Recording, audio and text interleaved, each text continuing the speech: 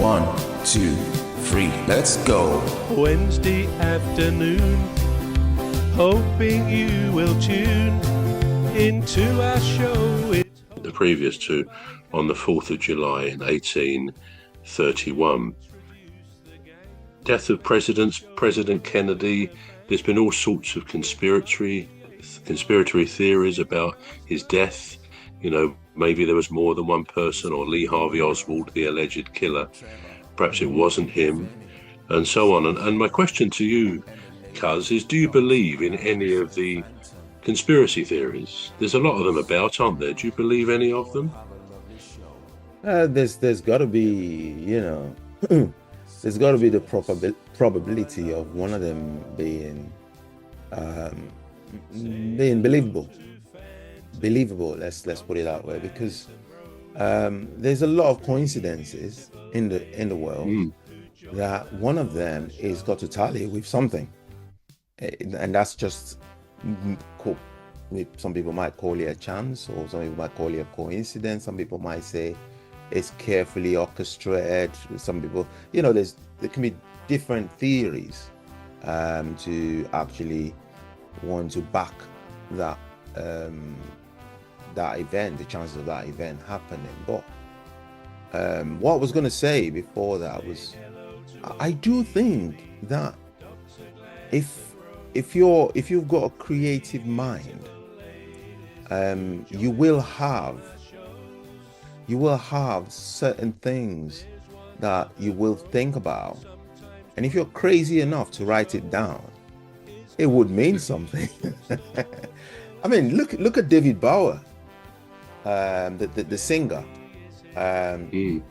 He said something about the abilities of computer in the next, you know, it was like a prediction of what the computer will, you know, be able to, what humans will be able to achieve by using the computer.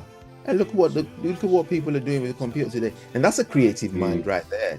He had the boldness to say, if he wasn't a creative mind, he didn't have the platform, and he didn't have the boldness to say it, it would have died with him.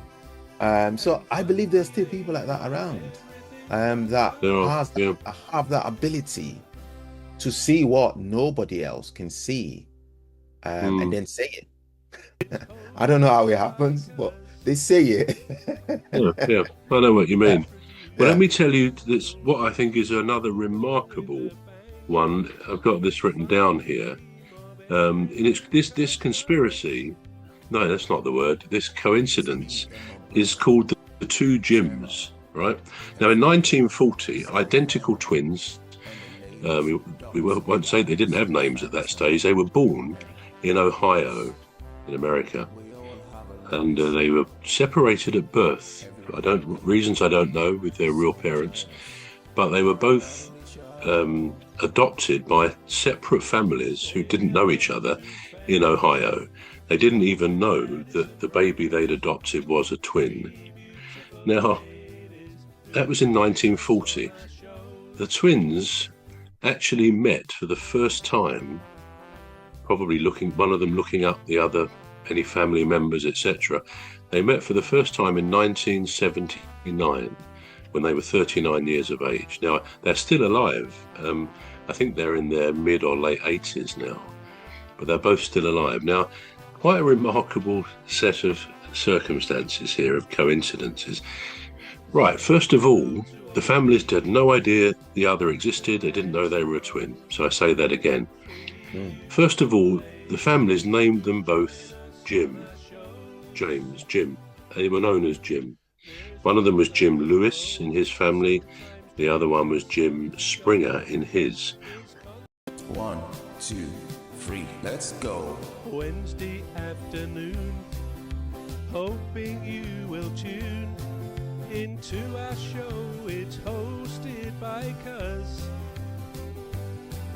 He'll introduce the gang who'll make the show go with a bang, with fun. His. And it turns out they had some remarkable similarities. As they grew up, they both were quite heavy drinkers. They both smoked. and they both smoked the same brand of cigarettes. Well, you may say that's neither here nor there. They were both, as I say, born in 1940, but just seeing what I've written here, they both worked in law enforcement. They were sort of deputy sheriffs. They were, they used to take holidays, vacationed on the same Florida beach. They both drove a blue Chevrolet car. Both had a stepbrother called Larry. I mean, it gets more incredible, actually. But they both, this is the main things, really. They both married, and they both married somebody called Linda. They both divorced, and they both remarried, and both married somebody called Betty. And I mean, the similarities, the coincidences just go on and on.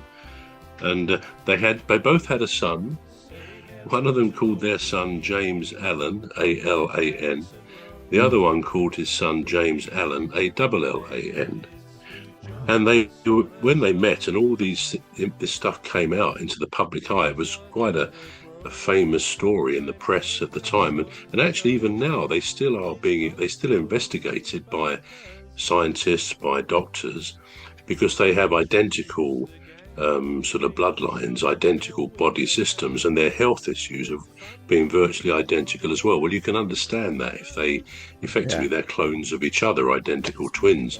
But all of these things, the marrying people with the same name, being given their own first name the same, divorcing, marrying someone else with the same name, naming their sons similarly. Now, I don't know about you, but I don't think anybody could put that down to coincidence. There's too many alignments, aren't there? So let me put to you, what's your view on that one? I am perplexed by the numbers of various similarities between them, even living apart, and not having grown up together.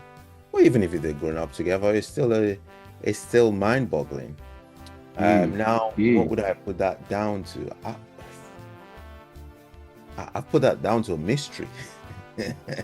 Absolutely, it's a mystery, isn't it? It's a mystery, total mystery, and there's no way we can really get to the bottom of that, except that there's sort of a synchronicity going. 1, 2, 3, let's go.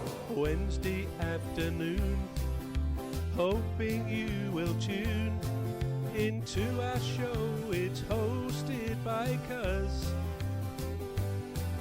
He'll introduce the gang who'll make the show go with a bang.